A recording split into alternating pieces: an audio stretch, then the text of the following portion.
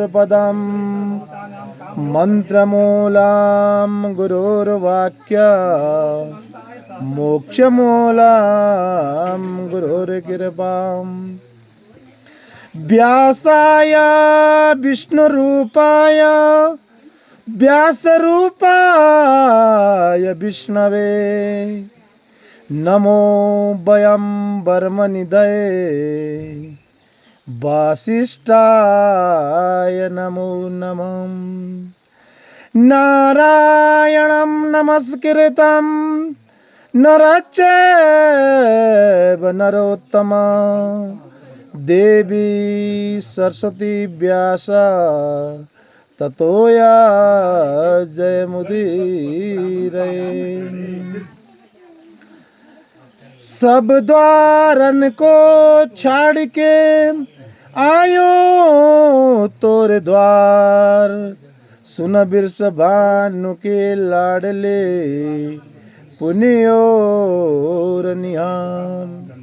या देवी सर्वभूतेषु बुद्धिरूपेण संस्थिता नमस्तस्यै नमस्तस्यै नमस्तस्यै नमो नमः।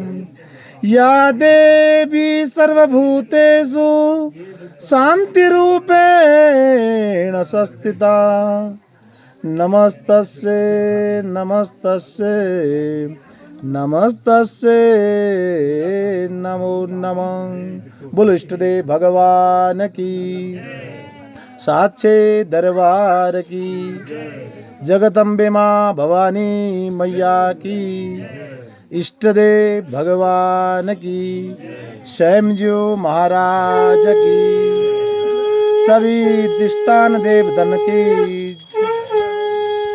जय। आप सभी भगवत प्रेमियों का यहाँ हार्दिक अभिनंदन और आप सभी का इस नभा यज्ञ मंडल पंडाल पर आप सभी का स्वागत तथा हार्दिक अभिनंदन करता हूँ। आशा करता हूँ सभी इस पुण्य के कथा के पुण्य के भागी बनेंगे और हो सके तो अपने साथ जो है सबको कथा श्रवण कराने लाइए। जितने को जो कथा श्रवण करवाने लाता है ले जाने वाले से भी पुण्य उसको लाने वाले को पुण्य प्राप्त होता है। इसीलिए सदैव जहाँ भी कथा होती कथा का निमंत्रण नहीं दिया जाता। फिर भी आजकल हम कथा है कहीं कर कार्ड छपवा कर बुलाया जाता है। भगवान जहाँ पर माँ मैया की कथा हो जहाँ पर हरि श्री भगवान की कथा हो वहाँ पर खुद ब खुद आना चाहिए, क्योंकि जो अपने मन से भगवान की कथा सुनने आता है उसको परम पुण्य प्राप्त होता है। ऐसा नहीं कि कथा करने बुलाया जबरदस्ती में कोई कथा का महत्व नहीं होता है। जो भी श्रद्धा से तन से मन से अगर भक्ति भाव में लगा है उसी को इसका पुण्य प्राप्त होता है। इसीलिए आशा करता हूँ आप सभी को कथा का आनंद लेंगे और आप सभी इस कथा के स्वरूप को श्रवण करेंगे और पुण्य के भागी बनेंगे। बोलो जगदम्बे माँ भगवती मैया की एक बार प्रेम से बोले जय माता की। ऐसे नहीं, प्रेम से सब थक गए लग रहा है, जोर से आवाज नहीं आ रही किसी की। बोले प्रेम से बोले जय। चलिए। शिष्टो या सर्ग रूपाय जगता बन्निधौ पालानि च या रौद्रे संहारे चपे यस्या जगति दखलखिलं क्रीडेन या प्रामुख्यं पश्यन्ति मध्यमातो या दनुनं भगवती वैखरी वर्णरूपाय सस्मादाच्च पर्शनां विविधा हरणगिरेशा राजतात मंगलमहं। जगत के सृष्टि कार्य में उत्पत्ति में रक्षा के पालन शक्ति स्वरूप जगत भी माँ भक्तम्बी माता को बार बार कोटि नमन है। पश्चंती मध्या वैशाखी बाण से अविक्त होकर ब्रह्मा विष्णु महेश भी जिसे साक्षी रखते हैं, मतलब जिनकी भी इष्ट वही है, वो है जगदम्बा माँ भगवती। जगदम्बा माँ भगवती सरस्वती और महर्षि वेद व्यास जी को प्रणाम करने के बाद भगवान महतेज दीर्घायु हम लोगों को नवनीत भगवान विष्णु के सर्व पाप विनाशक परम पवित्र का एवं उनके कथा अद्भुत का चरित्र सुनेंगे। भक्ति भाव से जो इस कथा चरित्र को, इस देवी भागवत को सुनता है, उसके कुलों कुलों तक का उद्धार होता है। स्वर्ग का अमृत पान करने से केवल एक मनुष्य को प्राप्त होता है, परंतु इस कथा सुधा को जो पान करता है उसके जन्म जन्मों तक का प्रांत होता है, कुल का उद्भव होता है, कुल की वृद्धि होती है। परंतु अगर स्वर्ग का अमृत पिएंगे तो सिर्फ एक ही जना अजमर रहेगा। अगर जो एक वंश में अगर जो कथा करता है उनके 21 पीढ़ी को ताड़ देता है। ऐसा नहीं कथा आपने करे तो आप ही को नहीं, आपके 21 पीढ़ी आगे पीछे को इसका पुण्य फल प्राप्त मिलता है। ऐसी पवन कथा कौन नहीं सुनना चाहे, कौन करना नहीं चाहे। ये सदैव मोक्ष देने वाली कथा है। और पुराणों में 18 पुराण में सर्वश्रेष्ठ पुराण में यह श्रीमद् देवी भागवत पुराण है। भागवत का अर्थ क्या है? भक्ता नाम चरिता नाम इति भागवत। एक अर्थ तो यह है, दूसरा है भगवत्या नाम प्रोक्तम इति भागवत। जो भगवती की वाणी है, जो इसमें लिखा हुआ वही भागवत है। दूसरा है भक्ता नाम चरिता नाम इति भागवत, जो भक्तों के चरित्रों का वर्णन किया है, मतलब किसने किसका कैसा पुण्य प्राप्त किया है वो सब चरित्र ही इसमें लिखा हुआ है। पुण्य प्राप्ति के लिए होता है। जब वेद व्यास जी ने इस भगवत श्लोक का करा था, जब ये माता ने अर्ध श्लोक में दिया था, आधा श्लोक ही माँ भगवान को दिया था। जैसे श्रीमद् भागवत चतुश्लोकी भागवत, उसमें 4 श्लोक थे। यह देवी भागवत अर्ध श्लोकी भागवत है, मतलब आधा श्लोक से वेद व्यास जी ने उसमें खाद पानी डाल के जो भी करके इसके 18,000 श्लोक बना दिए, 318 अध्याय बना दिए। वैसे ये आधा ही श्लोक है, आधे श्लोक से उन्होंने इसका सब निर्माण कर 18,000 श्लोक में इसको परिणित कर दिया। उसी समय ऋषिगणों ने बोला कि हे मात भगवान विष्णु का सर्व हम लोग ऐसी पवन कथा सुनना चाहते हैं। जब यह ऋषिगण लोग थे, सूत जी सुनाने वाले थे। सूत जी ने वो सुना था जो भगवान व्यास जी ने जन्मेजय जी को बताया था, वही सूत जी ने भी अपने ऋषिगणों को सुनाया। इसी प्रकार मनुष्यों के ऋषि जी ने पूछा कि आप लोगों के लोक कल्याण के लिए भावनाओं से उत्तम प्रसन्न किए सभी लोग को पूर्ण स्वरूप बताऊंगा। मनुष्य लोक के लिए अरण्य तक्षक दुख पर एक कष्टमय रहता है। देवी भागवत से कष्टमय सारा दूर होता है, परिवार का कठर क्लोज उपलब्ध होता है। जो देवी भागवत सुनता है उसको भूत पिचास नहीं लगता कभी। अगर हर रोज आपके घर में आधा अध्याय भी अगर देवी भागवत का कुछ भी एक आधा श्लोक भी पढ़ेंगे तो आपके घर में कभी नर पिचास जैसे पूतना जैसे आदि जो राक्षियां होंगी कभी आपस के अगल बगल भी नहीं आएंगी। इस पावन धरातल पर आज सभी देवताओं निवास होते हैं। अगर धरती पर कहीं कथा होती है तो स्वर्ग लोक से भगवान आकर कथा सुनने पधारते हैं। ऐसी शक्ति है कथा में। भगवान ने ऋषिगणों से बोला था कि हम तुम्हें अमृत देते हैं, तुम हमें कथा पान करवा दो, परंतु सुखदेव जी ने नहीं करवाया था। बोले कि इसका अधिकारी नहीं हो, भगवान भी इस कथा के अधिकारी नहीं है। बोला कि भगवान ने तुम्हें मणि दूंगा, इसके तुम अधिकारी नहीं हो। तब सुखदेव जी ने भी उन्हें डांट कर भगा दिया था। कसुदा कांचो कणिमर्णम, ये जो सुधा है, तुम्हारे जो पैसे धन रत्न है जो तुम ला रहे हो अमृत, ये तो मेरे तो कांच के टुकड़ों के समान है, इन टुकड़ों का नहीं होता। इसीलिए भगवानों ने भी इस कथा का आनंद जो हम लेते वो हमें नहीं दिया, क्योंकि यह कलयुग मनुष्यों के तारण के लिए, हमारे कुल के उद्धार के लिए श्रीमद् भागवत आदि की रचना की सरलता से। वैसे तो ये भागवत जो है ये 4 वेदों के अंदर ही आते हैं, पर वेदों के अधिकारी सभी नहीं होते। स्त्रियों को वेद करने का अधिकार नहीं होता है, परंतु भागवत का अधिकार होता है। जैसे ब्राह्मण हो गए, क्षत्रिय हो गए, वैश्य हो गए, शूद्र हो गए, इन सब में अलग अलग विभाजन है। इसीलिए महाभारत का निर्माण करा, जिससे शूद्र भी सुनकर उनको सदगति प्राप्त हो। क्योंकि वेद का अध्ययन करना स्त्री हुआ, शूद्र हुआ, और कपिला गौ का दूध पीना शूद्र को वंचित है। जो अपने घर में कपिला गौ का दूध पीते, 4 वर्णों में जो भी भगवान ने आपस में बांट चुके। तो इसी प्रकार प्राचीन काल में पराशर ऋषि द्वारा सत्यवती के गर्भ में जो भगवान व्यास जी थे, वो साक्षात क्या थे? विष्णु भगवान के अंश थे। विष्णु भगवान के अंश थे वो भी। और उन्होंने 4 वेदों का विभाग करके उन्होंने अपने शिष्यों को पढ़ाया। पतित धर्मों का, वेद अध्ययन अधिकारियों आदि सबको यह भागवत पुराण का ज्ञान देने के लिए उन्होंने अनेक पुराण कराया। पूर्व काल में जन्मेजय जो थे वो राजा परीक्षित के पुत्र थे।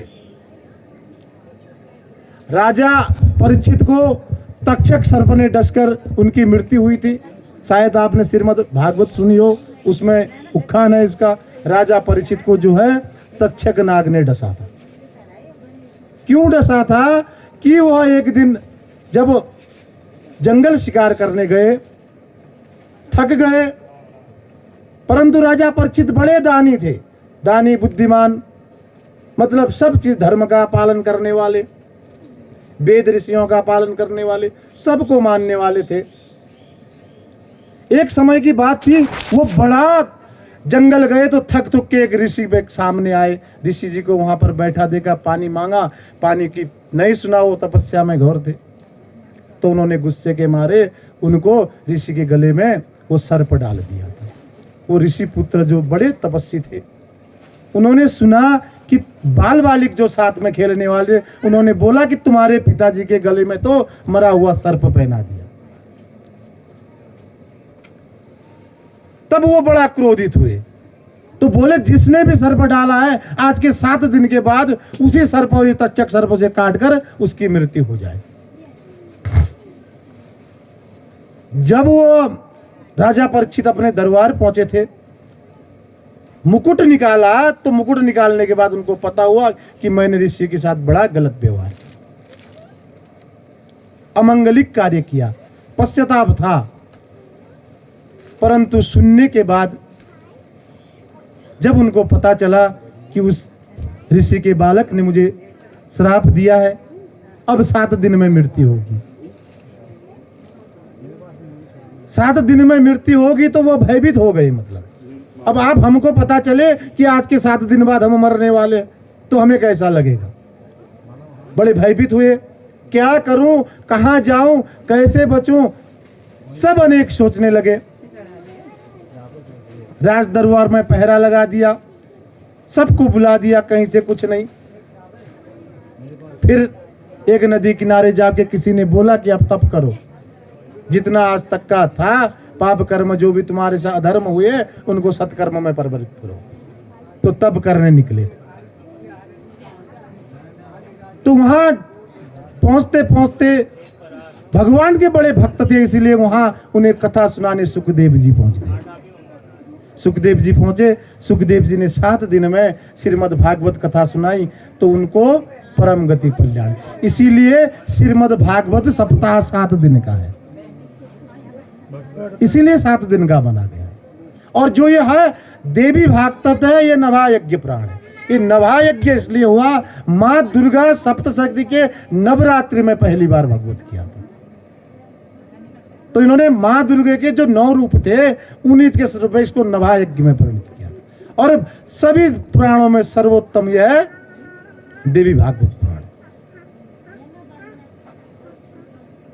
सुधा पिबनेकम एव नरो स्यादा जरामरा देव्या कथामृतम कुर्यातो कुले बजरारमरा। जो ये कथा है सुधा पिबने का, सुधा यानी कि अमृत है। अमृत पीकर सिर्फ केवल एक व्यक्ति आपको पुण्य गति को प्राप्त होगा, तब देवी कथा अमृतम कुलो, आपके कुल का उद्धार होगा। इसीलिए इस देवी भागवत की महिमा अनेक है। कथा श्रवण करने के भी नियम होते, ऐसा नहीं कथा श्रवण करने आए बिना बैठे तो कथा सुन लिए। कथा जो भी सुनता है एकाग्र चित्त होकर सुने, तभी कथा का पुण्य लाभ मिलेगा। देखो उसी कथा से धुंधकारी को 7 दिन में उसको स्वर्ग प्राप्ति हो गई। उसके लिए अकेला विमान आया था। जब और सुन रहे थे कथा तो तब भी उस समय पूछा था कि यह विमान सिर्फ मेरे धुंधकारी के लिए किया और के लिए क्यों नहीं आया। तब गोकर्ण महाराज जी ने भगवान के पार्षदों को पूछा, और तो नाम के बैठे थे, कथा तो सिर्फ कौन सुन रहा था? धुंधकारी सुन रहा था, क्योंकि वो प्रेत योनि में था, उसे प्रेत योनि से मुक्त होना था। और दूसरा नियम, कथा के बीच में विघ्न नहीं डालना है। किसी को सुन रहा है कोई बात में उसे उलझन लाकर या कोई बात कर उसे अपनी तरफ नहीं लाता, ये पापी का दोषी होता है। इसी भागवत में व्यक्तित है, जो कथा के बीच में दूसरे को भी अपनी तरफ लाता है वो पापी का दोषी होता है। इसी में बोला है कि वो नरक की यातना भोगता है और कुत्ते की योनि में प्राप्त होता है दोबारा। इसीलिए कथा के बीच में किसी को विघ्न नहीं डालना चाहिए। देखो काम हमारे पास हर दिन होता है, जिंदगी भर काम होता है। अगर 9 दिन हम अगर इस मैया के थान पर आए तो 9 दिन तो इनके लिए दे सकते हैं। संत योनि में सदैव कथा का भजन करते रहते हैं, पर जो हम गृहस्थ आश्रम वाले, हमें हर समय सत्संग भजन करने का समय नहीं मिलता, क्योंकि कभी पुत्र होते, कभी बेटा, कभी परिवार, सबको देखना होता है, मित्र बंधु बांधव। बड़ा कठिन है गृहस्थ आश्रम में भगवान की तपस्या करना। संतों का काम तो केवल एक है, सुबह उठे शाम उठे, काम कोई नहीं है, भगवान का नाम जपते रहे, जय माता की, राधे राधे जो भी बोलते गए। परंतु गृहस्थ आश्रम में सब है, बच्चों को पालना है, स्कूल भेजना है, खाना बनाना है, खिलाना है, सब कुछ करना है। इसलिए गृहस्थ आश्रम में भगवान की तपस्या करना बड़ी कठिनाई का काम है। तब खुद जो सच्चा संत होता है बोलता है, जो गृहस्थ आश्रम में रहकर अगर जो सत्य भगवान की भजन करता है, जब टाइम मिले भजन करता है, तो कहते हमसे भी ज्यादा पुण्य प्राप्त उनको होता है। क्योंकि वो अपने काम के साथ साथ भगवान के भजन की तरफ भी होते। चलते रहिए भगवान का, अगर नाम लेंगे तो हमें कोई कष्टकारी नहीं। ज्यादातर हम ही लगा लो भगवान का नाम लेने में डरते। फोन ही आता है, बोलो जय माता की बोल दो, क्या फर्क पड़ता है? हेलो बोल देते, हेलो तो कहीं रहा ही नहीं, राधे राधे बोल दीजिए। भगवान बोलते हैं, एक बार अगर हमारे मुंह से भगवान का एक बार भी नाम निकलता है तो हमारे कुछ न कुछ पाप के अंश कटते रहते। देखो पाप जानबूझकर कोई नहीं करता, पाप जानबूझकर वही करेगा, या तो वो दुष्ट व्यक्ति होगा या मूर्ख व्यक्ति होगा। परंतु पाप हमारे हाथ से कोई न कोई हो ही जाता है। चलते हैं फिरते हैं, अगर पैरों के नीचे चींटी भी आ गई तो वो भी पाप ही। कहीं पर पेड़ काट के लाते, पेड़ काटना भी पाप, क्योंकि कोई पाप ऐसे होते जो हमें बिना जानकर भी करने पड़ते। इसीलिए जब हम गृहस्थ आश्रम का सारा व्यवहार कर दे, उसके बाद भगवान के भजन में करना चाहिए और अपने मोक्ष का साधन ढूंढना चाहिए। देखो संपत्ति आपकी अजर अमर है, ये यहीं रहेगी। हम तो समझो यहाँ किराए के मकान वाले, आज वो मकान हमारा है, कल हमारे बेटे का होगा, परसों नाती का होगा, आते रहेंगे जाते रहेंगे। ये संपत्ति किसकी है? प्रभु की है। हमें तो उन्होंने यहाँ रहने के लिए भेजा। हम 2 दिन रह रहे तो जिस प्रभु ने हमें सब कुछ दिया, नौकरी अच्छी दी, गाड़ी दिया, बंगला दिया, घर दिया, परिवार अच्छा दिया, बेटा दिया, सब कुछ इसी ने दिया, तो उसको कुछ देने में क्या फर्क हो रहा है?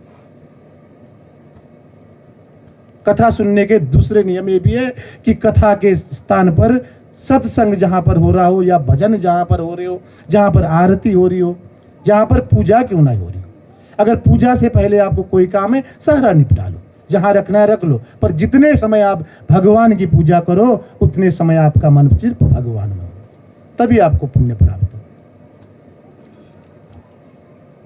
और तीसरी बात, जब भी आप कथा करवाइए, पुराण करवाइए, या घर में पाठ करवाइए, या हवन करवाइए, कुछ भी करवाइए, तो विप्रदोरी नहीं होना चाहिए। जो इंसान विप्रद्रोही यानी ब्राह्मण विद्रोही होता है, वो कभी कितना भी दान, कितना भी भक्ति वाला हो, उसको कभी भगवान के शरण में नहीं जाता, चाहे कोई कर्म भी कर ले। इसीलिए कभी विप्रद्रोही नहीं होना चाहिए, मतलब ब्राह्मणों के खिलाफ कभी नहीं जाना चाहिए कि वो तो ऐसा था, फलाना ब्राह्मण ये था, उसने ऐसा किया, कभी नहीं। उसने जो किया वो पाप का भागीदारी है। आपने अपने घर बुलाया, कथा करवाई, या मुझे बुलाया, कथा करवाई, आपने मुझे श्रद्धा से कथा करवाई, अगर मैं गलत हूं, मैं दोषी का भागी, इसका मैं हूं। इसलिए कभी विप्रद्रोही ना बनिए और ब्राह्मण की बात कटाक्ष ना करिए, क्योंकि चाहे उसके पीठ पीछे भी करे तब भी आपको इसका पाप लगता है। इसलिए सदैव जो आपके पूजनीय गुरु होते, हर रोज घर में आते ब्राह्मण, भले बेचारे अनजान हो, कर्म इतना नहीं होता, आप अपनी स्वच्छता से दान दीजिए। और दान देने के बाद पड़ोस में जाकर ना कहिए कि आज तो मैंने उन्हें 1100 दिया है, पाठ करवा के, क्योंकि उस दान का कोई फल नहीं होता। वो आपको पुण्य की तरफ नहीं, आपके किए हुए पुण्य को भी नष्ट की तरफ ले जाता है। इसीलिए कभी जो भी दान देते हो उसका घमंड नहीं, इसलिए बोलते ना मुट्ठी बंद करके दो। और जो ब्राह्मण, ऐसा नहीं कि जजमान ने कुछ दिया और नहीं बोला, जो ब्राह्मण मुट्ठी खोलकर वहीं पर दक्षिणा देता है, वो ब्राह्मण भी वो दोषी का भागी होता है। इसीलिए अगर कोई सच्चा ब्राह्मण होगा तो धन लोभी ना ब्राह्मण को होना चाहिए, ना यजमान को होना चाहिए। और जो भी दान करेंगे कथा अमृत में सब सुदम्भ होना है। आइए कथा का शुरू करते हैं। वासुदेवा महाभागम कथनम पुत्र प्राप्तनम परसेना पुत्र कृष्णेन भरमन्येषितं कुतः। ऋषि जी ने पूछा कि हे भगवान वासुदेव, वासुदेव ने अपने पुत्र कृष्ण को किस प्रकार ढूंढा था? और कृष्ण भगवान जब जंगल में गए थे, एक समय की बात है, भोजवंशी सत्रजीत नाम के एक राजा थे, द्वारिकापुरी में आनंद कर कर निवास करते थे, मलंतर राजवंश के थे वो, पर वो सूर्य की बड़ी आराधना करते थे, सूर्य भगवान के बहुत प्रिय थे। सूर्य भगवान की तपस्या करते करते एक दिन सूर्य भगवान उस पर प्रसन्न हो गए, राजा पर। भगवान स्वयं आए, आकर राजा को समयन्न तक मणि दी। जो समयन्न तक जो मणि थी उसकी चमक ऐसी थी, जो गले में डालेंगे तो साक्षात लगता था सूरज सामने से जा रहे। और उस मणि की एक खासियत और थी कि वो मणि नित्य प्रतिदिन सोना देती थी। तो राजा जब सत्रजीत आए द्वारिका में, तो उनके जो मंत्रीगण थे उन्होंने सत्रजीत को आते हुए देखा, तो भागे भागे वो कहां गए? कृष्ण भगवान के पास गए। बोले कि महाराज महाराज महाराज, बोले कि क्या हुआ, इतना जल्दी में कहां है? बोले कि यहां तो भगवान साक्षात सूर्य आ रहे आपके दर्शन करने। तो बोले कि महाराज नहीं नहीं, वो सूर्य नहीं है, वो तो राजा सत्रजीत है, वो समन्न तक जो मणि है उसके प्रभाव से वो तेज हो रहे, क्योंकि भगवान कृष्ण तो साक्षात भगवान है, उन्होंने तो देख लिया कौन आ रहा है, परंतु जो उनके द्वारपाल थे वो देख नहीं पाए, सिर्फ उनका तेज देखे। तो उन्होंने वहां द्वारिका में आए, स्वस्ति वाचन करा, ब्राह्मण को बुलाया, मंगलाचरण करवाया, पूजन करी और उस मणि को अपने घर पर रख दिया। और उस मणि को अपने घर पर रखा तो सदैव उस मणि को अपने साथ रखते थे। एक दिन उनके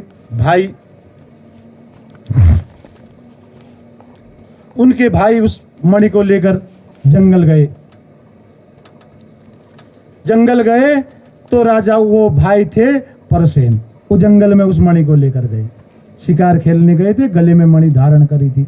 तो कहीं पर जंगल में गुफा के नजदीक बाघ बैठा था, उसने उस जो परसेन थे उनको मारा और मणि वहीं पर ले ली। तब वो मणि चमकती हुई देखी तो वहां रीछ राज जो जामवंत थे, उन्होंने उसको मणि के साथ बाघ को देखा। जामवंत जी ने उस सिंह को मारकर वो मणि ले जाकर कहा अपने बच्चे को दे दी खेलने के लिए। बच्चे के पास ले गए तो उस मणि के साथ बच्चा खेल रहा था। उसके बाद शत्रुजीत भगवान कृष्ण के पास गई कि बोला कि मेरी मणि हरने के लिए तुमने ही मेरे भाई को मारा। तो गांव में होता है ना, ढोल बजता है, गलती कोई करता है भोगता कोई है। सब गांव वालों ने क्या बोला, अरे वो चमकीली मणि थी, सोना देता था, उसके लोभ के मारे तो कृष्ण ने ही उसको हर लिया है। कृष्ण ले गए। कहीं कहीं पर दोषी का भागी, बिना कर्म करे भी दोषी का भागी होता है। परंतु अगर आपको बिना कर्म में कोई दोष लगाता है तो निडरिए, डरिए मत और न किसी का प्रहार करिए, क्योंकि उसका हिसाब ऊपर वाला करेगा। सिर्फ आप एक बात ध्यान रखिए, किसी के साथ हमें गलत नहीं करना है। हो सके जहां तक किसी के साथ बुरा भाव नहीं करना है, बुरे से नहीं बोलना है, किसी का दिल नहीं दुखाना है। अगर जिसका हमने दिल दुखा दिया समझ लो उसका पाप हमें लग गया, क्योंकि दिल में कौन बैठता है? भगवान विराजमान हो। अगर सच्चा मन पवित्र जिसका होगा उनके मन में पवित्र भगवान विराजमान हो। अगर जिसके दिल रूठ गया तो समझ लो उसको पाप का भागीदारी बन गए। इसलिए कदाचित ऐसे कार्य ना हो कि जो किसी को परेशान हो। भगवान कृष्ण ने बोला ठीक है, तुम लोगों ने मुझे लाछन लगाया, कोई बात नहीं, अब तुमने लगा ही दिया है तो मैं ढूंढ के लाऊंगा उसको, जहां से भी लाऊंगा। राजा भगवान अपने सेनाओं के साथ, सब गांव वाले हंस रहे थे जाते हुए देखकर, क्यों देखो बिना गलत किए ये इंसान कभी वहां से छोड़कर चले जाए, बोलेगा इंसान ये तो देखो डर कर भाग गया। कहीं लड़ाई भी हो रही हो, बोलेगा वो लड़ाई नहीं करने वाला हो, छोड़कर चले जाए, बोलेगा ये तो ये डर कर भाग रहा है। देखो वो भागता नहीं है, वो अपनी इज्जत भी बचाता है, उसकी भी बचाता है। वही सोचकर द्वारिकावासी सब हंसने लगे, देखो कृष्ण भाग रहा है, उसकी मणि चुराई, अब तो ये भागने लग गया। तो कोई बात नहीं, ऐसा सुनते हुए राजा गए। जाते जाते वहां ही जंगल में पहुंचे। भगवान जंगल में पहुंचे तो उन्होंने वहां सिंह को मरा हुआ देखा और खून के बूंदे देखे और सामने गुफा पड़ा हुआ था। तो जो अपने साथ के थे उनको बोला कि देखो मैं इस गुफे के अंदर जाता हूं, मुझे लगता है उसको इसी अंदर, प्रशासन को इसी अंदर के रखा है, तो मैं वहां जा रहा हूं, मैं उसको ढूंढ के लाता हूं, आप लोग यहां रुक जाना, जब तक मैं ना आऊं तब तक तुम यहां पर इंतजार कर लेना बाहर। भगवान ऐसा बोल के उसके अंदर गए। तो जैसे उसके अंदर पहुंचे तो वहां जामवंत के बच्चे के पुत्र के हाथ में वह मणि थी, खेल रहे थे। भगवान ने उस मणि को लिया तो बच्चे के हाथ से कुछ छीनने में रोता है ना, इसी प्रकार वो भी रोने लगा जोर से। तो रीछ राज जामवंत जो है वहां पर आ गए। रीछ राज जामवंत आए तो भगवान कृष्ण और रीछ राज जामवंत की बहुत दिनों तक लड़ाई हुई, बहुत दिनों तक हो गई। जो द्वारपाल खड़े थे उन्होंने बोला अब तो कृष्ण को भी किसी ने मार दिया, अब हम यहाँ खड़े रहकर क्या करेंगे। वो चल दिए। वहां वासुदेव जी परेशान, बोले कि कृष्ण कहाँ गए? बोला कि वो तो मणि लाने गए थे, अभी तक आए नहीं। अब किसी का पुत्र कहीं चले जाए, बाप विचलित तो रहेगा ही। वासुदेव भगवान बड़ा चिंतित हो उठे कि किस प्रकार आएंगे, कहाँ गया होगा, क्या कर रहा होगा, किसी ने मार तो नहीं डाला होगा। कभी भी घर से अगर पुत्र हो या पुत्री बाहर जाए, माँ बापों को चिंता वही सताती है, चाहे स्कूल भी जाए, कहीं चोट तो नहीं लगी होगी, घर तो कब आएगा। उसी प्रकार वासुदेव जी बड़ा चिंतित हुए कि अब उसको क्या हुआ होगा, चिंता कर ही रहे थे। तब वहां वासुदेव जी के सामने नारद जी आए। नारद जी ने उनसे पूछा कि ये वासुदेव आप चिंतित काहे हैं? वासुदेव जी बोले मेरे अति प्रिय पुत्र कृष्ण को प्रशासन को खोजने के लिए गए थे। गए तो द्वारिका के नागरिक भी थे, उनके सिपाही भी थे, सब आ गए, परंतु मेरा पुत्र नहीं आया, इसीलिए मैं चिंतित हूं। तो नारद जी को तो पता था, वो विष्णु अवतार स्वयं भगवान को भी पता था, वासुदेव जी को पता था, परंतु फिर भी पता होने के बाद भी पुत्र के मोह जो होता है ना, वो चिंतित करा ही देता है।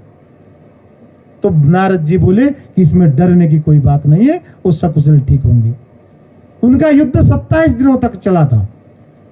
27 दिनों बाद जब वासुदेव जी परेशान थे, नारद जी ने बोला कि अब क्या करूं। वासुदेव जी ने जब बोला तो नारद जी ने बोला कि अब सुनो, आप ऐसा करो, देवी भागवत का नवा पारायण करो।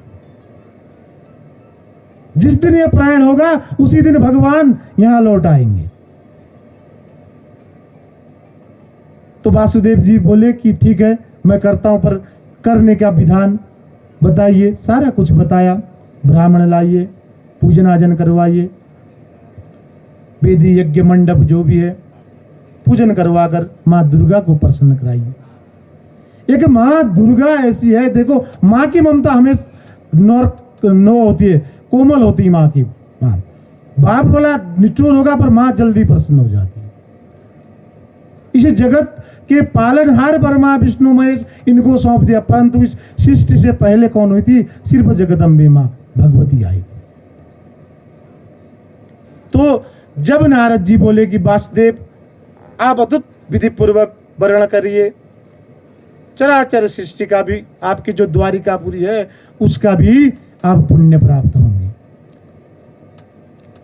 आज जैसे हमारे जोशी जी ने करवाया, सिर्फ उनके लिए नहीं है, पूरे मलान जितना गांव इनका, यहाँ के पंछी, यहाँ के जानवर, जहां तक भी आवाज पहुंच रही है वो सबको पवित्र कराती है। वो सिर्फ अकेले के लिए नहीं होती।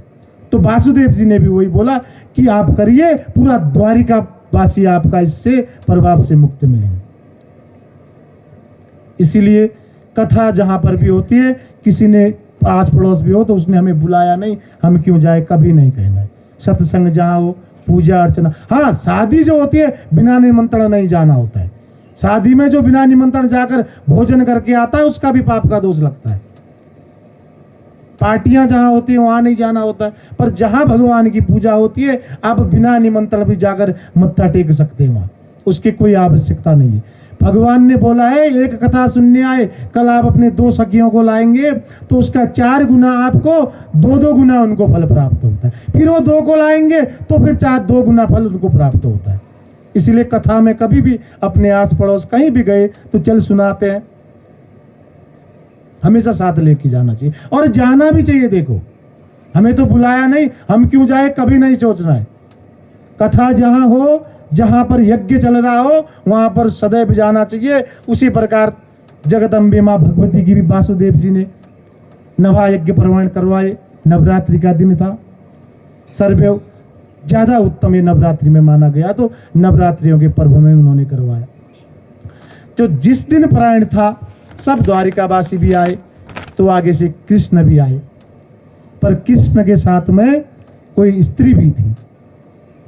वासुदेव जी बोले इसके साथ स्त्री कौन आ गई? बरमाला डाली हुई है। जब अंदर जामवंत के साथ इनकी लड़ाई हुई थी, लड़ते लड़ते जब 27 दिन पूरे हुए, जब भगवान ने मुष्टिका प्रहार करी थी तो जामवंत मुष्टिका से नीचे गिर गए थे। तब उनको पूर्व जन्म का याद आया कि जामवंत किसका भगत था? राम जी का भगत था। तो उन्होंने तो बोला मैं तो स्वयं मेरे प्रभु से लड़ रहा था, प्रभु मुझे क्षमा कर दो। उनके पांव पकड़ने लगा, पर मेरा एक उद्धार और कर दीजिए। जामवंत की जो पुत्री थी उसका नाम भी जामवंती थी, तो बोले आप इसका वर्ण कर लीजिए। तो भगवान ने बोला ठीक है, कि भगवान जहां प्रसन्न होते, जहां भी गए, जिसने भी पुत्री दी तो ले आते थे। इसी तरह कृष्ण भगवान ने कितनी पत्नियां थी?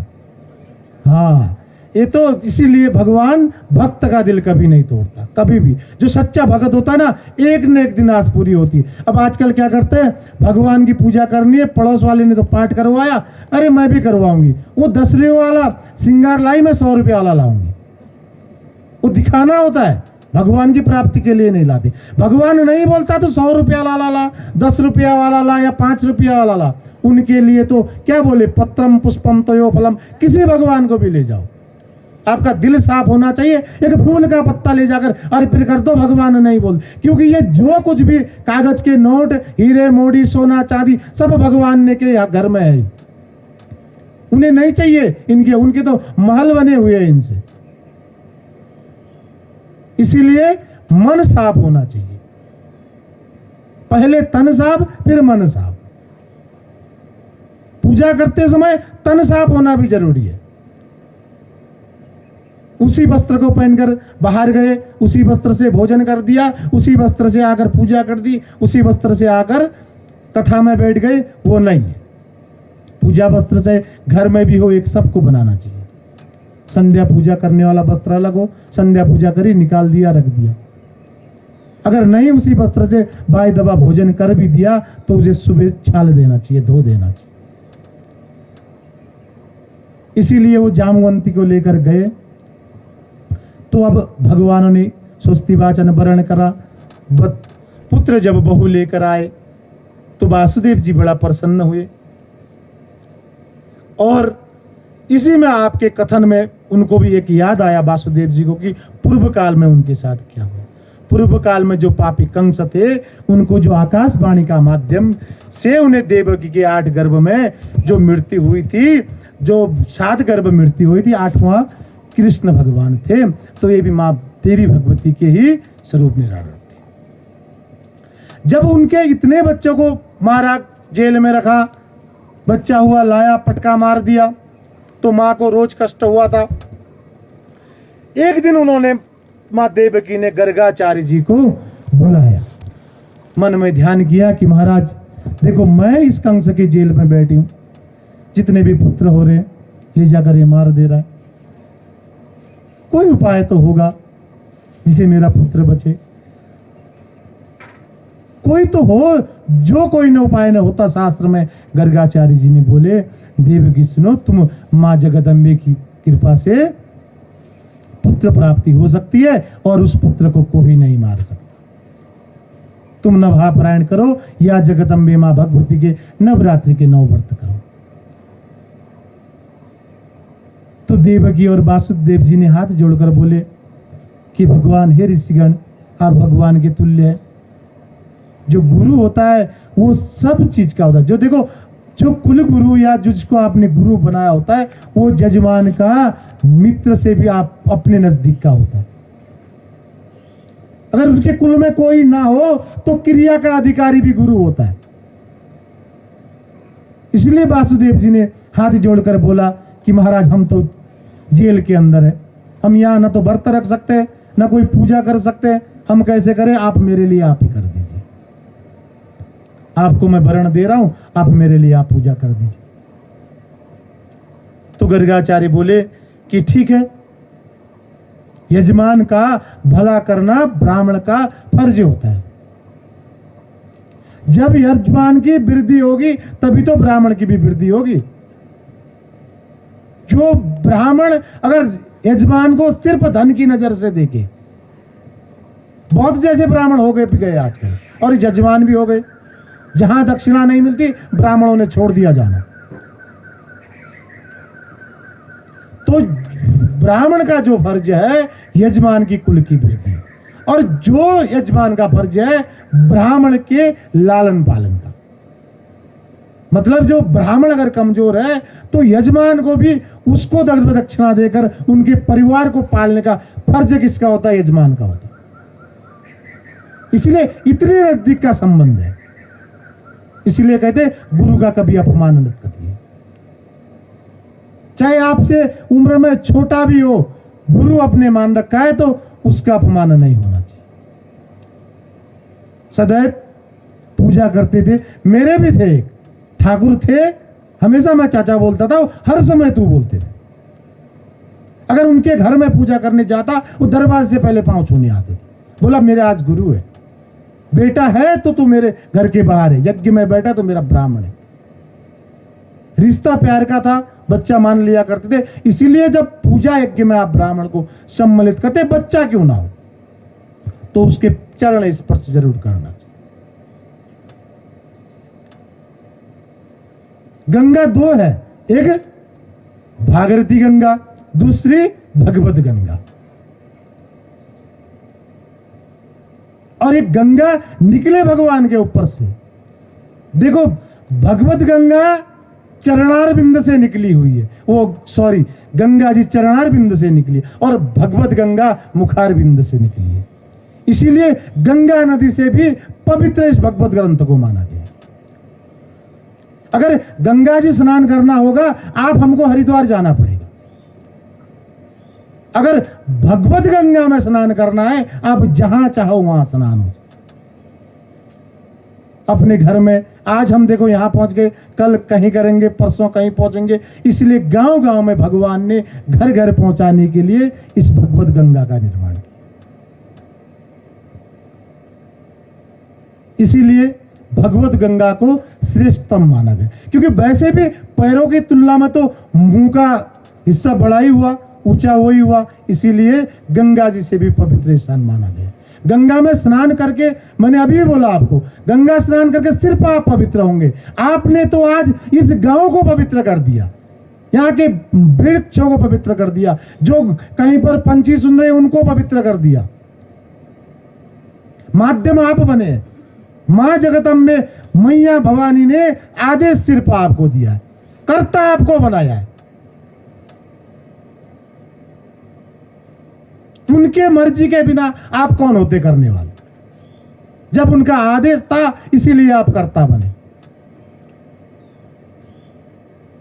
इसीलिए सिर्फ ये पुण्य आपने इसको नहीं, गांव गांव जहां तक इस माइक की आवाज जा रही वहां तक आपने इन वृक्षों को, जानवर को, सबको पवित्र किया। जिनके कानों में अगर एक अक्षर भगवत ने इसमें बोला, आधा श्लोक भी अगर उनके कान में पहुंचा तो सब पवित्र हो। इसीलिए व्यासपीठ से मैं आपको भी नमन करता हूं। हमें न अवसर नहीं, इस गांव को भी आपने पवित्र किया है। इसीलिए सदैव चाहूं मैं मैया भवानी से विनती करूं, इस गांव का सदैव वृद्धि हो। विशेषकर यजमान जो मुख्य है, इनके घर में सदा सुख शांति रहे, पितरों का तारण हो, कुल में वृद्धि हो, मन चाहे फल प्राप्त हो। सभी के घर में, ऐसा नहीं है कि मुख्य यजमान वही थे तो उन्हीं के लिए विशेष नहीं। यहाँ बैठे ब्राह्मण लोगों के लिए, यहाँ बैठे सब जनों के लिए, इसमें पेड़ पिच्छ ब्रांत जितने भी पशु पंखी सब आते, सबका वृद्धि हो और महिमा हो।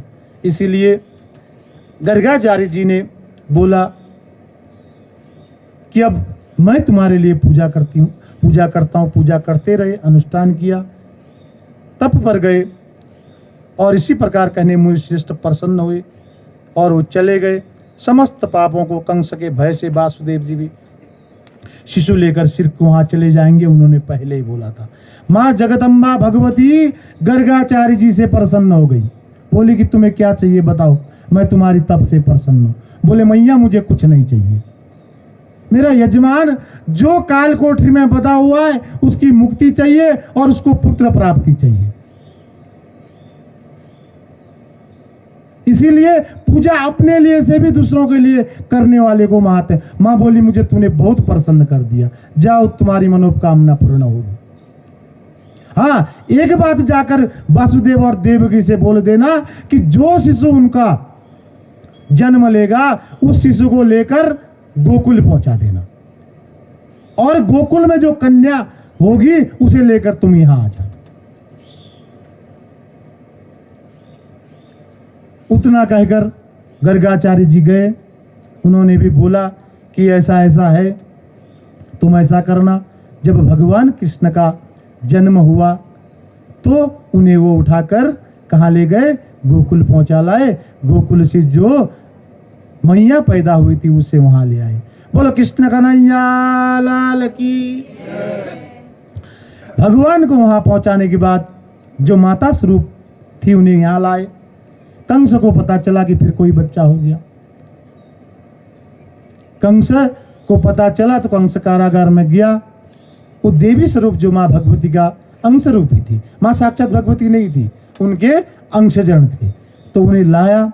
जैसे उठाने के लिए वो पटकने को चाह रहा था, हाथ से फिसलकर आकाश में जाकर वो भगवान के स्वरूप जगदम्बे माता के स्वरूप बन गई। बोलो प्रेम से जय माता दी। जगदम्बे माँ भगवती प्रकट हुई और उसके बाद कृष्ण भगवान गोकुल में रहे।